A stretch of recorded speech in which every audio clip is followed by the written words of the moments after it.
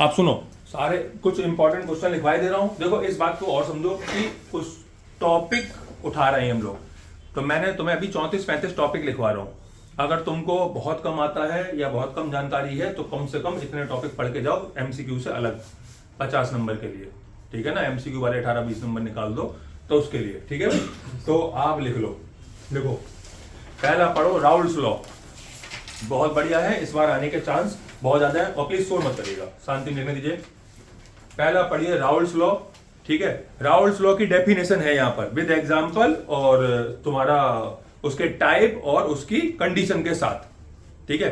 Condition में क्या है, कंडीशन में आपको सीधा सीधा कंडीशन नहीं आ रही है, कंडीशन किसी थ्योरेटिकल क्वेश्चन के फॉर्म में आ रही है, ठीक है। जैसे मैंने आपको एक दिन बताया भी था वो टेस्ट ट्यूब वाला क्वेश्चन जिसमें हम उनको पकड़ लेते हैं, टेस्ट ट्यूब ठंडी लगती है तो उसमें डेल्टा एच की वैल्यू वाली बात चलती है, वो उस टाइप के सवाल थ्योरेटिकल सवाल, ठीक है भाई, ठीक है। न्यूमेरिकल में आप लिख लीजिए कौन सा सवाल, पहली colligative property P naught A minus P upon P naught A equal to X P वाली प्रॉपर्टी। इसमें आई फैक्टर का इस्तेमाल नहीं किया, सिंपल प्रॉपर्टी की बात चल रही है, आई की बात नहीं कर रहे हैं, बात क्लियर, ठीक है। तो एक क्वेश्चन तो बेटा ये लिख लो, ये पहला हो गया क्वेश्चन, ठीक है।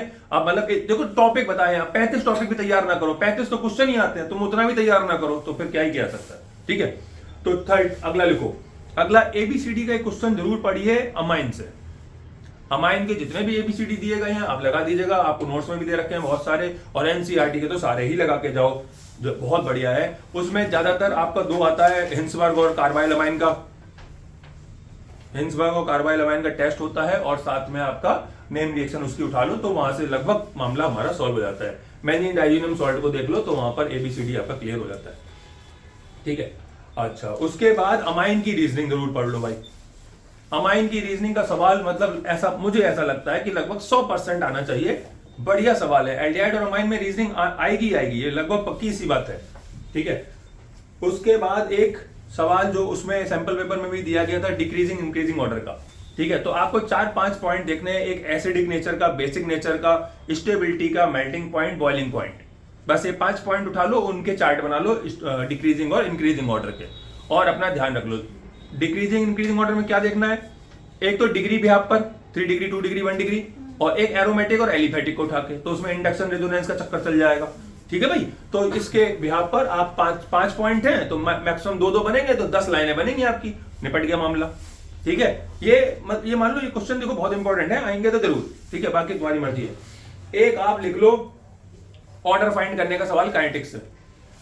ऑर्डर फाइंड के बहुत सारे सवाल सिखाए हैं मैंने, पी अपॉन क्यू वाले सवाल सिखाए हैं जिसमें पी क्यू निकाल के हम ऑर्डर फाइंड करते हैं, याद है ना, जिसमें वो ब्रैकेट बना होता है। इसी तरीके से एक वो वाला सवाल कौन सा 0.6 एटीएम वाला, हाँ नहीं वो SO2Cl2 का एनसीईआरटी का सवाल है जिसमें 0.6 एटीएम पर आपको निकालना था वैल्यू। एक 0.65 का भी सवाल है, नोट्स में लिखा हुआ है ये दोनों सवाल बहुत बढ़िया है, बहुत ही इंपॉर्टेंट है, आप जरूर करके जाएं, ठीक है भाई। तो नोट कर लीजिएगा इसको, ऑर्डर फाइंड करने के न्यूमेरिकल। देखिए ऑर्डर का डेरिवेशन तो आता नहीं है, लेकिन अब ये भी 1-2 जगह पर मैंने ये पढ़ा था कि ग्राफ में वो कहां से हम y equal to mx plus c लगवा देते हैं तुम्हें एक ग्राफ डलवा के, तो थोड़ा सा अपना उसको पढ़ के जाइएगा जहां पर ग्राफ ड्रॉ करवा रहे हैं तुमसे। जैसे मैंने लॉग के साथ लगाया ना, जैसे मैंने एक ग्राफ बनाया ऊपर से नीचे की तरफ, ठीक है, और स्लोप बना दिया और लिख दिया बताइए स्लोप क्या है इसका, और उधर मैंने लॉग की जगह ln लिख दिया, तो स्लोप माइनस के अपॉन जो 2.33 नहीं आएगा, क्योंकि 2.303 तब आता है जब लॉग उठाते हैं, एलन उठा लिया उन्होंने। तो आप जब भी ग्राफ का स्लोप लिखें, स्लोप के सवाल आते हैं, तो आप ऊपर उसके एक्स और वाई एक्सिस पर उसकी प्लॉटिंग देख लें कि क्या प्लॉट चल रहे हैं, तब y equal to mx plus c पूरा 1 मिनट लगेगा इसमें ध्यान देके, और फिर लगाएं, फिर अपना स्लोप वहां पर लिख के आए, ठीक है। कैसे बेवकूफ बनाया गया उस सवाल में कि उन्होंने ln की जगह लॉग की जगह ln लिख दिया, तो उससे स्लोप में जो 2.33 थे वो हट गया, ठीक है, स्लोप तो नेगेटिव ही रहेगा। तो इक्वेशन जैसे हम लोग, आपको याद होगा डेरिवेशन करते समय हम ये करते हैं ना कि ln को कन्वर्ट कर देते हैं 2.33 लॉग में, बस उससे जस्ट एक स्टेप ऊपर वाली इक्वेशन उठाई थी y equal to mx plus c पर, ठीक है, वहां पे लगाई स्ट्रेट लाइन और हो गया ग्राफ, ठीक है ना। एक बार देख लेना अपना उसका डेरिवेशन देख लेना, आपको आ जाएगा। अच्छा, इसके बाद कॉलिगेटिव प्रॉपर्टी। कॉलिगेटिव प्रॉपर्टी तुम कहोगे ऊपर तो लिखी थी, नहीं ऊपर तो मैंने सिर्फ एक पर्टिकुलर लिखवाई थी, यहां पर जो कॉलिगेटिव प्रॉपर्टी है वो आई के साथ है, वांट ऑफ फैक्टर के साथ। तो आपको वांट ऑफ फैक्टर का ध्यान रखते हुए कॉलिगेटिव प्रॉपर्टी का इस्तेमाल करना, आई का इन्वॉल्वमेंट चल रहा है, बात क्लियर होनी चाहिए, ठीक है। आई का मैंने आपको कई बार समझाया है, फिर से सुन ले एक बार। आई का मसला क्या होता है, जब भी मेटल आ रहा होगा तो वो आयनिक कंपाउंड बनाएगा और वहां पर आई क्या हो जाएगा, आपको आई की वैल्यू निकालनी पड़ेगी। जितने में भी डिसोसिएट होगा, अगर कंप्लीट डिसोसिएशन की बात चल रही है तो उतना ही आई होता है। ठीक है, जैसे MgCl2 का आई कितना होगा 3। वो इसलिए होगा अगर, अच्छा 3 तब नहीं होगा जब उसने कंप्लीट डिसोसिएशन नहीं बोला है। अगर वो बोलता है कि कंप्लीट डिसोसिएशन तो आई 3 होगा। बात क्लियर है ना, डिसोसिएशन कंप्लीट ही नहीं हुआ तो आई 3 क्यों हो जाएगा। ठीक है, अच्छा इसी तरीके से एक रेजोनेंस और इंडक्शन बेस्ड रीजनिंग सवाल, रेजोनेंस और induction, either resonance either induction और बोथ, तो इनका एक रीजनिंग सवाल आप जरूर देखो। ठीक है ना, रीजनिंग वाले सवाल समझ गए ना, जैसे उसके ऊपर कुछ लगा दिया, पूछ दिया ये ऐसा क्यों नहीं वैसा क्यों नहीं। अरे जैसे क्लोरोबेंजीन पर अटैक करवाया, न्यूक्लियोफाइल अटैक नहीं कर रहा, इलेक्ट्रोफाइल ये कर रहा वो कर रहा, इस टाइप के सवाल। बात क्लियर है ना, हाँ अच्छे सवाल है, इनको आप जरूर देखें। एक आप वो पढ़ो बायोमोलिक्यूल में सबसे लास्ट में हरगोविंद खुराना का वो एक पीछे एक बॉक्स बना हुआ है, डीएनए फिंगरप्रिंटिंग के बारे में वहां पे लिखा हुआ है, तो उसको जरूर पढ़िए। एक वहां पर आप पढ़िए एटीजीसी का डुप्लीकेट, मतलब एटीजीसी का एक सीक्वेंस दिया गया है और उसका काउंटर सीक्वेंस बनाना है। तो उसका क्या होता है, ए का अपोजिट हम दूसरे में लगा देते हैं, टी का अपोजिट लगाते हैं, ऐसे एक उसका दूसरा थ्रेड बन जाता है डीएनए का। ठीक है ना, तो वो अपना पढ़ के जाइए। सबको पता है ए का अपोजिट क्या होता है, टी, जी का अपोजिट सी, तो बस काउंटर बना देना। ठीक है ना, अच्छा denaturation of protein, please denaturation of protein जरूर पढ़िए, लिख लीजिएगा, उसको नोट करिएगा। और प्रोटीन की एक दो केमिकल रिएक्शन भी दी गई हैं, तो भाई उनको भी पढ़ के जाइए।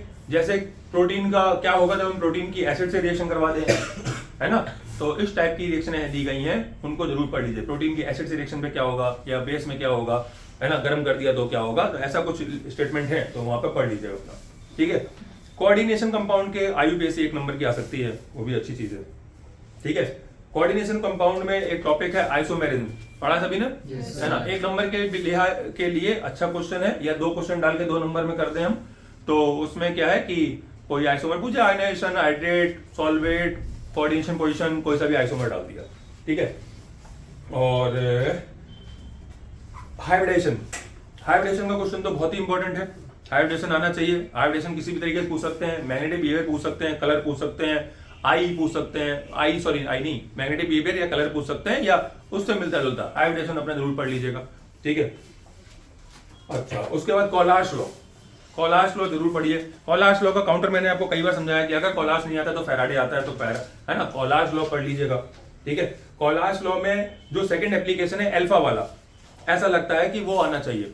ठीक है, अल्फा वाला एप्लीकेशन है जिसमें lambda m upon lambda naught m करते हैं। लैम्डा नॉट m तो हम जोड़ कोलाश के फर्स्ट एप्लीकेशन से निकालते हैं, और लैम्डा m हम फॉर्मूले लगाते हैं कप्पा इनटू 1000/m वाले से। ठीक है, तो वो आपका कोलाश लॉ कर लीजिएगा, हो जाएगा। ठीक है, और इसी का तो अल्फा वाला हो गया। और इलेक्ट्रोकेमिकल सेल डाल दो, थोड़ा टॉपिक आगे पीछे हो रहे हैं, आप पढ़ लोगे तो अपने समझ में आ जाएगा। इलेक्ट्रोकेमिकल सेल, ठीक है, जरूर पढ़ के जाइएगा, सेल बहुत अच्छी है। अच्छा, रिएक्शन में मैंने आपको 32 समथिंग रिएक्शन लिखवाई है ना, और उनमें से आनी तो पक्की है, इसमें कोई डाउट नहीं है।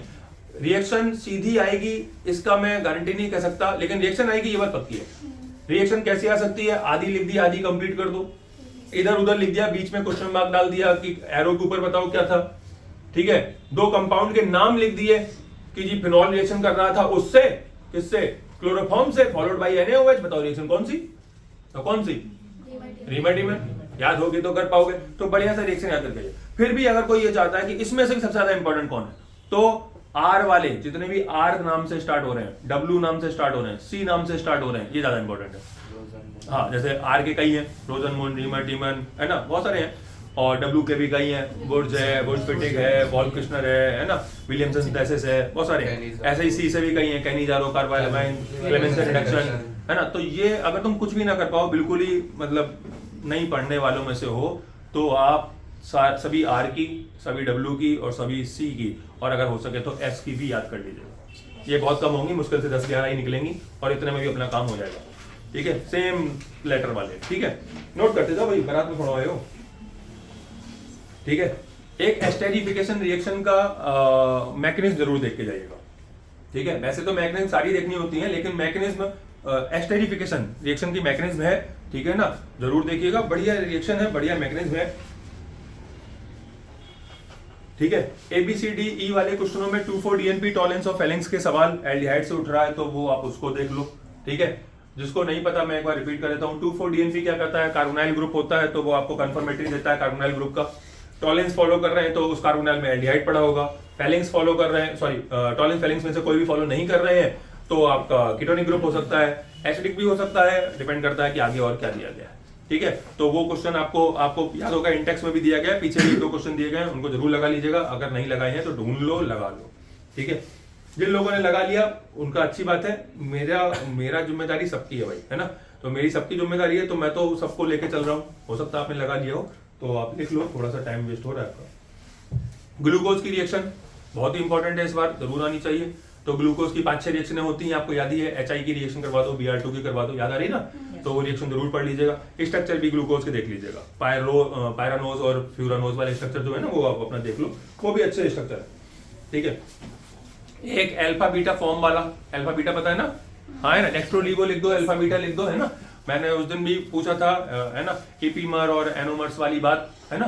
तो वो दोनों बातें लिख दो, ईपीमर या एनोमर या अल्फा या बीटा, है ना, डेक्स्ट्रोलीवो। ऑप्टिकल आइसोमर्स वाला कॉन्सेप्ट भी बढ़िया है, तो उसको भी देखें जरा, ठीक है, ठीक है।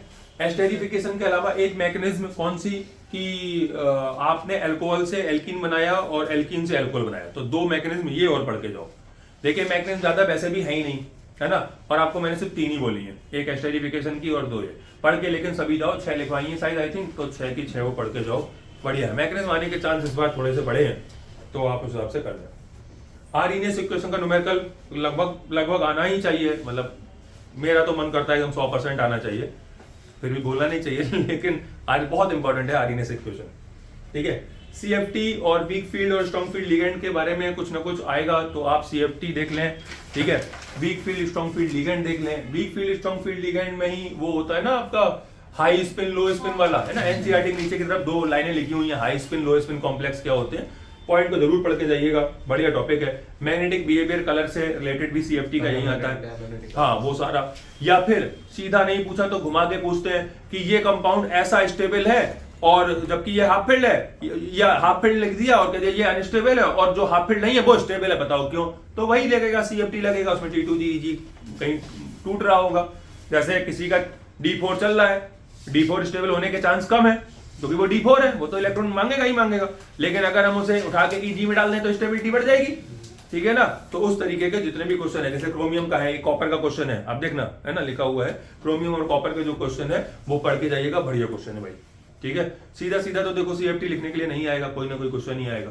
सीधा सीधा तो आरएनएस इक्वेशन वाला सवाल बहुत बढ़िया सवाल है, और आई के साथ वांटर फैक्टर का सवाल बहुत बढ़िया सवाल है। नस्ट इक्वेशन डेल्टा G या हाफ सेल का बहुत बढ़िया सवाल है, ठीक है। ये एकदम सीधे आने वाले सवाल है, उम्मीद है कि इनमें से आपको 3 में से 2 मिल जाएंगे।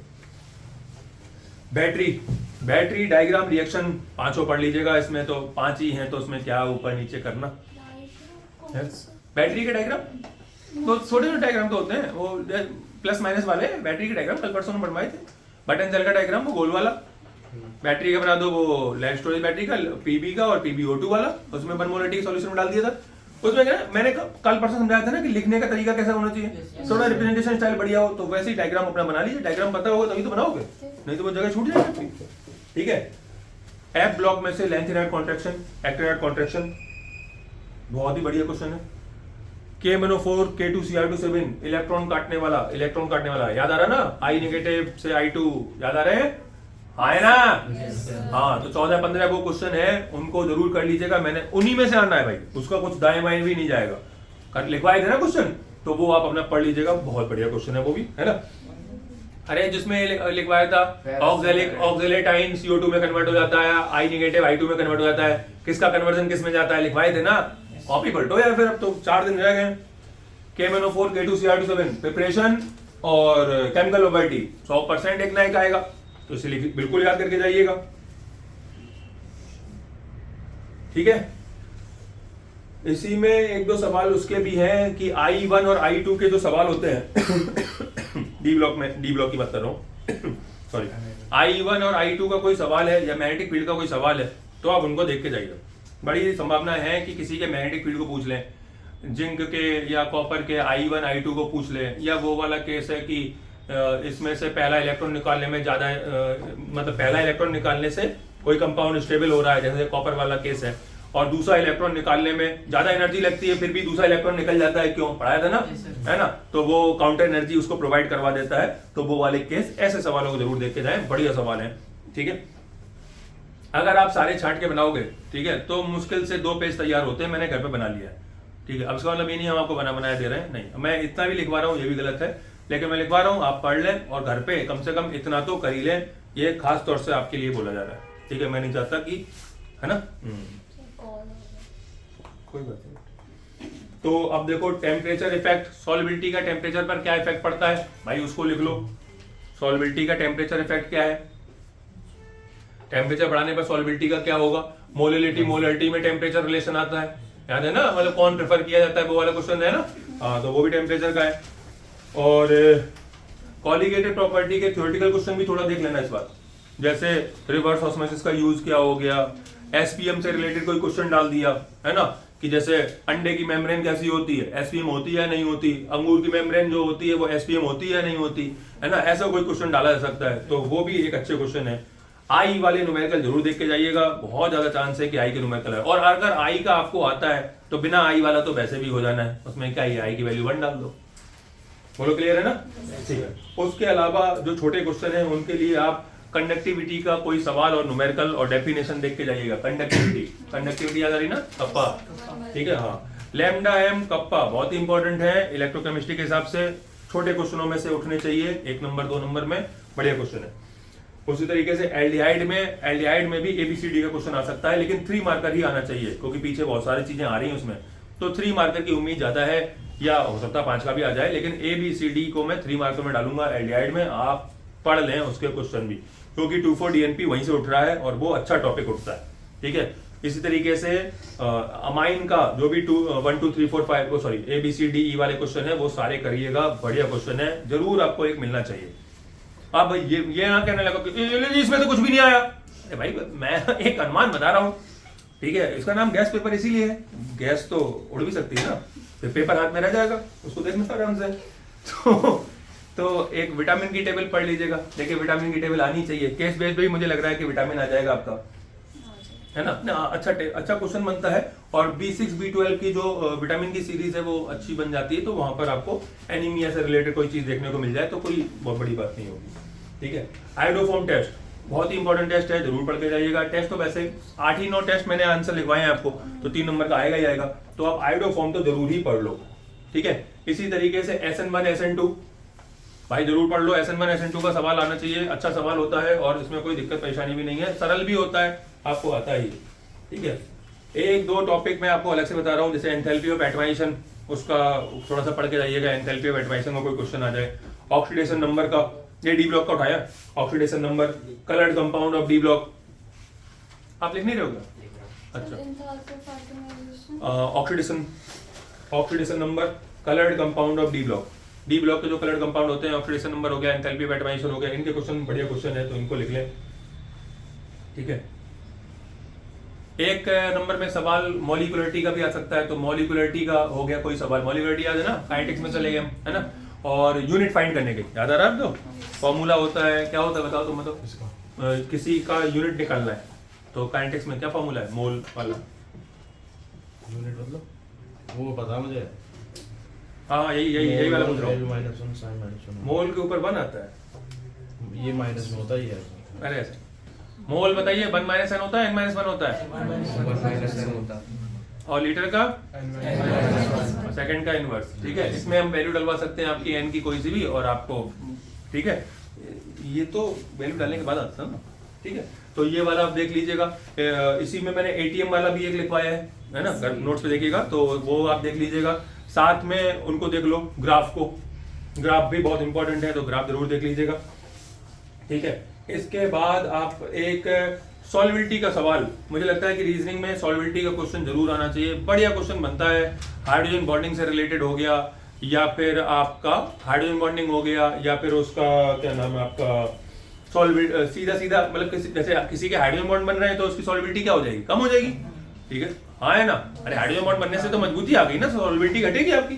ठीक है, लाइक डिसॉल्व लाइक को उठा के प्रिंसिपल लगवा दिया कोई, ठीक है, तो आप सॉल्युबिलिटी का कॉन्सेप्ट जरूर देखिए। बॉन्ड डिसोसिएशन एनर्जी और हाइड्रोजन एनर्जी और के कॉन्सेप्ट समझाए थे कुछ क्लासेस पहले समझाए थे ना, तो उनको देख के जाओ कि किसकी बॉन्ड एनर्जी ज्यादा है, इसकी हाइड्रोजन एनर्जी कितनी है, याद आ रही है बात है? हाँ, तो उनको पढ़ लो भाई, उनका क्वेश्चन आना चाहिए। सॉल्युबिलिटी का सवाल बहुत बढ़िया सवालों में से है, आना चाहिए। ल्यूकास रीजेंट भी पढ़ के जाइएगा। डिस्टिंग्विश्ड टेस्ट तो थोड़े से ही है, 7 ही 8 है, सारे पढ़ लेना, लेकिन अदरवाइज ल्यूकास रीजेंट भी पढ़ ही लेना। और जिसने डिस्टिंग्विश्ड टेस्ट ना आते हो, देखो 3 नंबर का डिस्टिंग्विश्ड टेस्ट आना चाहिए, आना चाहिए नहीं मतलब 99% संभावना है कि वो आएगा।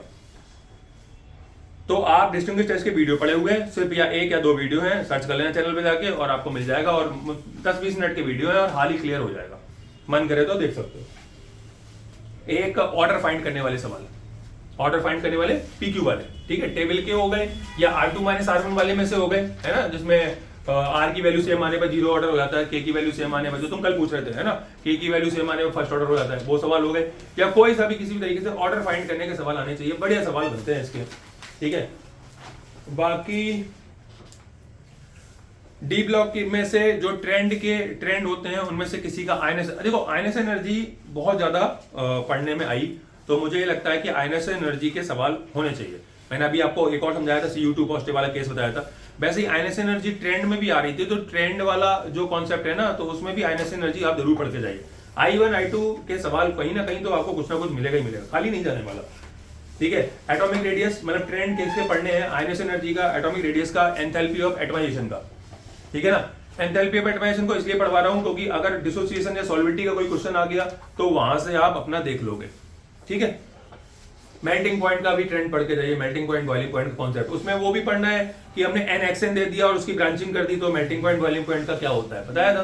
सरफेस एरिया से रिलेशन क्या होता है, वंडरवॉल फोर्स घटता है बढ़ता है, वो सारी बातें पढ़नी है अपनी, ठीक है। न्यूक्लियोफाइल इलेक्ट्रोफाइल क्वेश्चन तो जरूर आएगा, चाहे कुछ भी आए। हो सकता है ये आ जाए कि जी ये इस पे इलेक्ट्रोफाइल अटैक क्यों नहीं करता, इस पे न्यूक्लियोफाइल अटैक क्यों करता है, न्यूक्लियोफाइल होता क्या है, इलेक्ट्रोफाइल होते क्या है। सरल क्वेश्चन आया तो, है ना, इतना सरल वैसे आ रहा तो नहीं है, तो कुछ ना कुछ तो इलेक्ट्रोफाइल और न्यूक्लियोफाइल का होना चाहिए, तो इस हिसाब से इसको जरूर पढ़ लें, ठीक है। इसके क्वेश्चन देख लें मतलब, ठीक है। SN1 SN2 में भी हम न्यूक्लियोफाइल इलेक्ट्रोफाइल का इस्तेमाल करवा सकते हैं, तो आप उसको भी पढ़ के जाए, ठीक है। इसी में आप एक वो टॉपिक जरूर पढ़ें, मुझे ऐसा लगता है कि 1-2 नंबर का या 1 नंबर के क्वेश्चनों में कायरलिटी वाला क्वेश्चन नहीं देखने को मिला, तो कायरलिटी के फिनोमेना जरूर पढ़ लें। कायरल याद आ रहा ना, जिसमें कायरलिटी है, एनेंशियोमर है, मीजोमर है, डायस्टीरोमर है, और उधर चले जाते हैं तो रिटेंशन है, इन्वर्जन है, और आपका रेसमी मिक्सचर है, स्माइजेशन है, और रिसोल्यूशन है, ठीक है। तो ये 5-6 टॉपिक हैं, एक साथ जैसे एक पन्ने पे निपट जाते हैं, है ना, तो आप इनको जरूर देख लें, अच्छे टॉपिक है, एक मिलना चाहिए।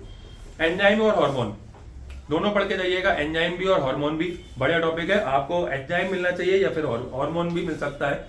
और इनमें वो भी पढ़ लेना कि वो हार्मोन जो ब्लड में डायरेक्ट सिक्रीट होते हैं, या है ना डक्टलेस और डक्टाइल वाला, वो सारा वो सब पढ़ना है, ठीक है, तो रीड करके जाइएगा। इलेक्ट्रोलिसिस में का टॉपिक जरूर पढ़ लीजिएगा। इलेक्ट्रोलिसिस वही टॉपिक है जो कल पढ़ा रहे थे, जिसमें पूरा टाइम खराब हो गया था। अभी किसी को भी टॉपिक नहीं आया तो हाथ उठा लो, पहले तो हाथ आया ना सबको, कल तुम आई नहीं, तुमने गलती कर दी, रोज आने को बोला है फिर भी नहीं। इलेक्ट्रोलिसिस टॉपिक जरूर पढ़ के जाइएगा, सवाल बहुत इंपॉर्टेंट है, मुझे लगता है 1 या 2 नंबर में आना चाहिए। कल मैं सोच भी रहा था कल मैं बता दूंगा, लेकिन कल पूछ ही लिया, फिर पढ़ा दिया था कल मैंने आपको पूरा। अभी आ गया ना सबको, ठीक है, तो सवाल जरूर देख के जाइएगा, चलते समय एक बार रीडिंग लगा के जाइए। कल पूरा डिस्कशन हुआ 1-1.5 घंटे का, तो फिर अब आपको बस एक बार रीडिंग करना है और आपको आ जाएगा। ये भाई मुझे लगता है कि इतने में तुम्हारा कम से कम 40 नंबर के अराउंड कुछ फंस जाना चाहिए, और ना फंसे तो हमें गालियां मत देना भैया जी ये गैस पेपर है और गैस का कोई भरोसा नहीं होता, गैस तो गैस ही है, उड़ गई तो पेपर बचेगा, तो पेपर आराम से करिएगा, फिर उसको भगवान का नाम लीजिए और आराम से करिएगा, ठीक है। ये इंपॉर्टेंट क्वेश्चन है, आप इनको तैयार करके जाएं। वैसे मैं आपको बता रहा हूँ कि अगर आप इतना भी, सिर्फ ये 34 क्वेश्चन थे, किसी को ज्यादा लग रहे हो तो उसके लिए मैं कुछ कर नहीं सकता, लेकिन क्वेश्चन सिर्फ 34 थे, मैंने बस उसके राउंड ऑफ मतलब उसके आसपास का लिया। कितना है? 34 ही है ना, तो उसके अराउंड मैंने थोड़ा सा राउंड अप किया है कि इसके अराउंड भी हम टच करते हुए निकले, इसलिए हो सकता है थोड़ा सा इलेबरेट हो गया हो, लेकिन क्वेश्चन इतना ही है और आपको इतने में से ही, इतना भी पढ़ने से आपका काम हो जाएगा। ये बहुत ही कम है, इससे कम किसी भी स्थिति में कुछ नहीं हो सकता। अभी आपके पास 2 दिन है, मत करिए, अभी आपके पास 2 दिन है और आप आराम से इतना तो लर्न कर ही लीजिए। और साथ में जिनकी स्थिति गंभीर चल रही है, मैं नाम नहीं ले रहा हूँ, ठीक है, वो लोग कम से कम उधर के 3 चैप्टर जरूर पढ़ के जाएं। बायो डी कोऑर्डिनेशन, वो आपका उधर सहयोग करेंगे। और इधर न्यूमेरिकल सेक्शन ना हो पाए तो थ्योरेटिकल सेक्शन कंप्लीट करके जाओ, नेम रिएक्शन कंप्लीट करके जाइए, डिस्टिंग्विश टेस्ट कंप्लीट करके जाइए, मैकेनिज्म 6 ही हैं तो उनको कंप्लीट करके जाइए। ये ऐसी चीजें हैं जो बहुत हेल्पफुल होंगी। ठीक है, समझ में आया? बार बार कह रहा हूँ, फिर से कह रहा हूँ, 10 ईयर्स पढ़िए और बार बार पढ़िए। ठीक है भाई, इतना काम कर लीजिएगा, भगवान ने चाहा तो बढ़िया पेपर फंसेगा, आप मुस्कुराते हुए आएंगे।